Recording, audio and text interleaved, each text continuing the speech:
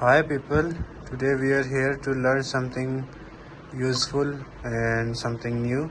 So basically I'm gonna teach you in 1 minute or 2 minutes mostly that how to turn off the options which are sensitive and they can breach your banking information. So first of all you have to come into the settings and you have to come into the general, as I am in general, and I will teach you that how to go into general. It's basically the second portion at the top. So you have to scroll down and there is an option autofill passwords. Just click it and make sure that delete after use. When you will turn on this option, so whenever any sort of banking information which is very sensitive, so when it comes to your phone it will be deleted after use.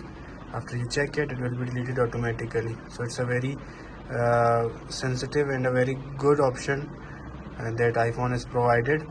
So you have to turn it on if it is off by default.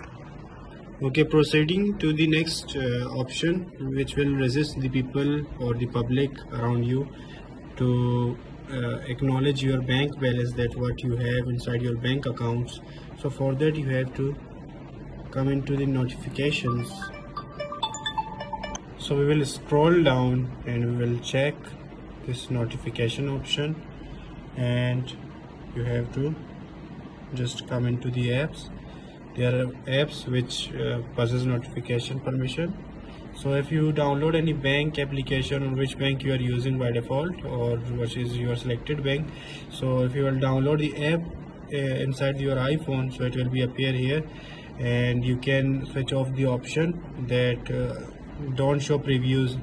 So it will be showing the show previews. You have to just set it to none, that nobody should check your bank balance or something sensitive or regarding your bank accounts.